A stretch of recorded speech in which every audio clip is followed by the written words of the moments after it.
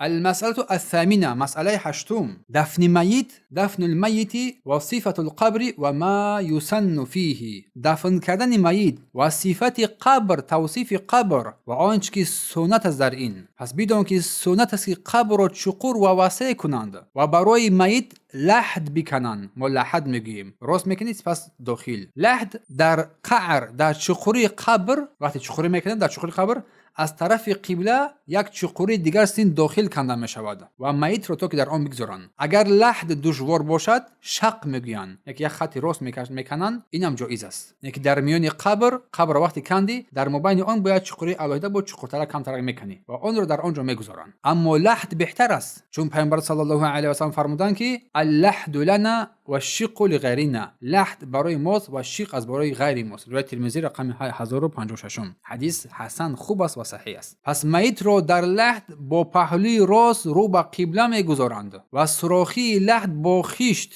و گیل پوشیده شود. سپس خاک بر بالای قبر پر کرده می شود و قبر رو باید یک وجب از زمین بالا کرد، از این زیادتر نه. 25 سانتی متر و 30 سانتی متر آنگونه که در ما انجام میدن آن رو 1 متر بلند میکنه که نیم متر بلند میکنن، این از سنت نیست. پس این بود قبر پیامبر صلی الله علیه و آله و اصحاب او صلی الله علیه و سلم. یک بار قبر بقیع رو ببینید چگونه زیبا است. ان همین سنت است و جایز است که در گرد قبر سنگ یا دیگر چیز گذاشته شود تا حدود قبر معلوم شود و حرام است ساختمان کردن در بالای قبر، چیزی ساختن آن را با گیل یعنی لای یا که آهک سفید پوشانیدن یا که بر آن نشستن، همه اینا از مکروه داخل می شود و مکروه است چیزی بر آن نویساندن در بالای قبر مگر برای شناسایی و ضرورت، وگرنه این کاری که در ما عادت شده است این جایز و روا نیست، بلکه مخالف سنت است. دلیل آن حدیث جابر است، میگه حدیث جابر میگه رضی الله عنه قال، میگه نهی نبی صلی الله علیه و سلم ان یجسس قبر و ان یقعد علیه و ان یبنى علیه. پیامبر رسول الله صلی الله علیه و ما را منع کردن از پوشانیدن قبر با جیس، گرد اطراف او را محکم کردن و نشستن بر بالای قبر یا که بر آن ساختمان ساختن. روایت مسلم تحت رقم 972 و ترمذی تحت رقم 1064. حدیث حسن صحیح است و ترمذی اضافه کردن که ان یکتب علیه، همچنین بر بالای وی نویسیدن همش از جایز و روا نیست گفتن. پس چرا منع شده است؟ چون همه این کارها سبب پهن شدن شرک و بدعت و گمراهی ها میگردد. سبب شرک و مربوط پیوست کردن قلب و دل به مزارها میگردد. مردم فریفته این میگردن، در فتنه ها گرفتار میگردن و حرام از فروزان کردن با چراغ‌ها و شمع در قبر، بنا کردن مسجد در بالای آن، نماز خواندن در نزد قبر یا سمت قبر. دلیل آن حدیث پیامبر صلی الله علیه و آله گفتن که لعن الله الیهود و النصارى، الله لعنت کرده از یهود و نصارا را به خاطر چیز اتخذوا قبور انبیاء مساجد، چون قبرهای پیامبران خود مسجد قرار دادن. روایت مسلم تحت رقم 529 و بخاری تحت رقم 1330. و حرام است در بالای قبر راه رفتن، با موزه که پایافصل با بالای قبر گذاشتن، در بالای قبر نشستن. و دلیل آن گفته پیامبر لئن یجلس احدکم علی جمره فتحرق ثيابه، بهتر است کسی از شما بر بالای جمره، انگیش سنگ آتشین بنشیند که لباسش بسوزد از این که در بالای قبر بنشیند. روایت مسلم تحت رقم 971. و نیز پیامبر صلی الله علیه و سلم از قدم ماندن در بالای قبر من کرده گفتن، همچنین در بالای قبر رفت و آمد کردن. روایت ترمذی تحت رقم 1064. حدیث رو حسن صحیح گفتن، خوب است. یعنی و سنت است بعد از دفن دعا کردن برای میت، نه تلاوت قرآن، نه کار دیگری، دعا کردن در حق میت. چون پیامبر صلی الله علیه و وقتی که دفن را انجام میدادن و میایستادن و میگفتن استغفروا لاخیکم، برای برادر خود مغفرت بخواهید، طلب آمرزش بخواهید، واسالوا له التثبیت، و برای او ثابت قدمی طلب کنید از پروردگار، فانه الان یسأل، به درستی که او حاضر پرسیده می شود، سوال کرده می شود. روایت ابو داوود تحت رقم 3221 و این حدیث رو حاکم هم صحیح دونستند. و همچنین از منکراتی که انجام می‌یابد خواندن سوره فاتحه. پس خواندن سوره فاتحه یا آیه های قرآن در بالای قبر یا که سوره یاسین، این از منکرات است، از بدعت ها است، از نوآوری هاست. زیرا پیامبر و صحابگان کرام این کارو نکردند و پیامبر گفتند که من عمل عملا لیس علیه امرنا فهو رد، هر کسی عمل را انجام میدهد که او را ما نگفتیم نکردیم پس وی مردود است. روایت بخاری تحت رقم 2697 و مسلم تحت رقم 1718. پس عملی که مخالف گفته پیامبر است وی قبول نمیشود، وی زحمت بیفایده است، زحمت بیفایده است. مسئله نهم التعزیه و حکمها و کیفیتها. تعزیه کردن، تعزیه و حکم آن و طرز تعزیه. تعزیه یعنی تسلی میگیم، تسلی دادن و روحیه دادن بر کسی که مرگ نزدیکانش غمگین است. تو او را با صبر و امیدواری بر اندوهش قوی گردانی و در تعزیه بهترین راه این است که دعاها و کلمه هایی بگوید که در شریعت برای صبر و راه آسایشتگی آن، راه نجات آن و به سوی اینکه همه این کار با تقدیر الله سبحانه و تعالی انجام میآید دعوت نمایی. دعا کردن در حق آنها و آنها را به سوی صبر و شکیبایی دعوت نمودن و از تقدیر الله سبحانه و تعالی آنها را آگاهی نمودن. و مثل حدیث اسامه ابن زید وقتی که یکی از دختران پیامبر کسی را فرستاد که با پیامبر خبر دهد که فرزندش در حال مرگ است، پیامبر چی گفتند؟ ارجع الیه فاخبرها، بسوی وی باز بگو و بگو بر وی ان لله ما اخذ و له ما اعطى، با او باز بگو و بگو از آن الله هست آنچه که گرفت و برای اوست آنچه که داد و کل شیء عنده باجل مسمى،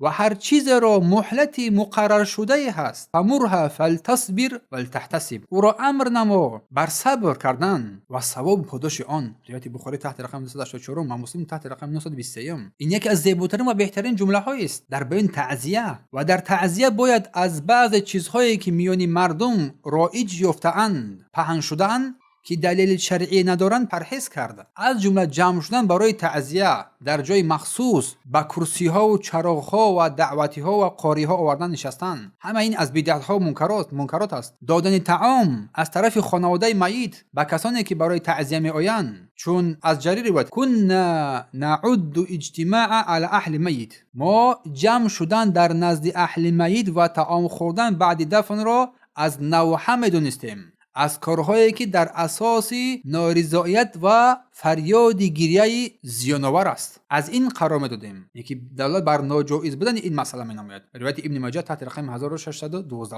و همچنین تکرار کردن تعزیه، بعضی‌ها بیشتر از یک بار به اهل میت رفته تعزیه میکنند، چون اساساً تعزیه یک بار است، یک بار رفته تعزیه میکنی. اما اگر تکرار کردن برای خاطر رسانی به صبر و راضی شدن با تقدیر الله سبحانه و تعالی باشد، جایز است، اشکالی ندارد. اما بغیر این قصد این را بیشتر از یک بار انجام ندهد، زیرا پیامبر صلی الله علیه و صحابه ها این کارها از آنها ثابت نشده است. و سنت است که خویشاوندان یا همسایگان میت برای اهل میت طعام تیار کنند، چون پیامبر فرمودند اصنعوا لآل جعفر طعاما، برای خانواده جعفر طعام آماده بسازید. فقط اتاهم امر یشغلهم، به درستی که آنها را یک امر آمده است که آنها را مشغول کرده است از طعام کردن. روایت ابی داود تحت رقم 3116 و ترمذی 1003 و ابن ماجه 6610.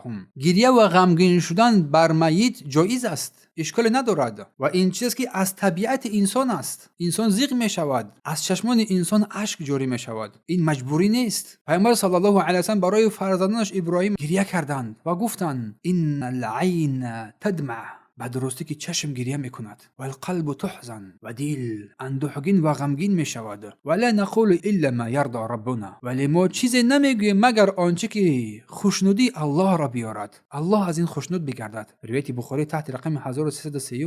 اما نباید این گریه به شکل نارضایت، با شکل شکایت یا فریاد واویلا باشد. حرام است لطوکوب کردن روی، کشیدن دراندن گریبان و کرته، فریاد زدن و سخنان جاهلیت را گفتن، مثلا وای بر من، وای بر سر من، فرزند جگربند شد، جگرخون شد، هم خیلی گپا میگویند. قطعا این چیزا حرام است، چون پیامبر صلی الله علیه و آله فرمودند لیس من ملت الخدود و شق الجیوب و دع بدعوى جاهلیه، از ما نیست کسی که رویش را لطوکوب میکند یا گریبان‌هایش را میکشد پاره میکند یا سخنان جاهلیت میگوید. روایت بخاری تحت رقم 1294 و مسلم تحت رقم 1103. و باز گفتند الناحیه اذا لم تتب قبل موتها تقام یوم القیامه و علیها سربال من قطران، زنی نوحگر، داد و فیغانگر، گریبانکن اگر پیش از مرگش توبه نکند، در روز قیامت با کرته قطران، کرته آهنین، ماده سوزان و یک زیره از جراب، بیماری پوست که بر بدن انسان میچسبد برپا کرده میشود. این گونه عذاب است برای اینها. روایت مسلم تحت رقم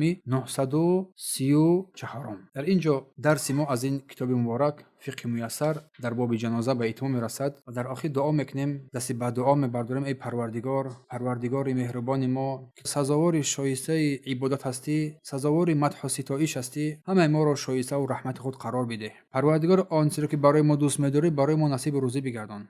بر ما توفیق بده که سخنان راست بگوییم و عمل صالح را انجام بدهیم. پروردگار توفیق عمل کردن صالح را بر ما نصیب بگردان و پروردگار بر ما توفیق بده از اعمال بد ناشایسته دور باشیم. پروردگار بر همه مایان علم منفعت بخش منفعت آور نصیب روزی بگردان و رزق حلال بر ما نصیب بگردان و عمل مقبول در نزد خودت عطا فرما و ما را پروردگار بر راه راست هدایت کن.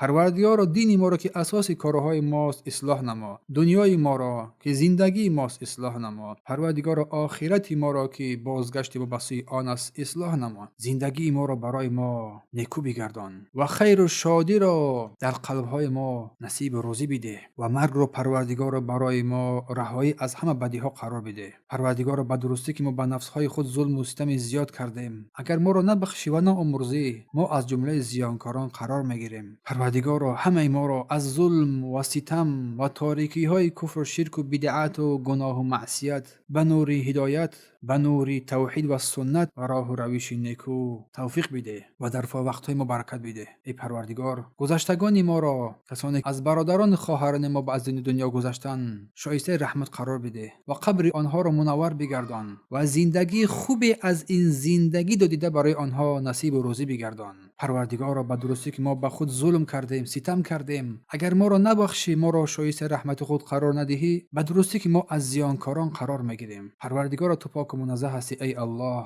به درستی که حمد و ستایش تو را میگوییم و گواهی میدهیم که هیچ معبود بر حق جز تو نیست، به درستی که تو آمرزنده مهربان هستی، توبه پذیر هستی. پروردگار توبه ما را بپذیر و درود و سلام به پیامبر رسول الله صلی الله علیه و سلم و آل اصحابش باد و صلی الله تعالی علی نبینا محمد و علی آله و صحبه اجمعین. سبحانك اللهم وبحمدك اشهد ان لا اله الا انت استغفرك واتوب الیه.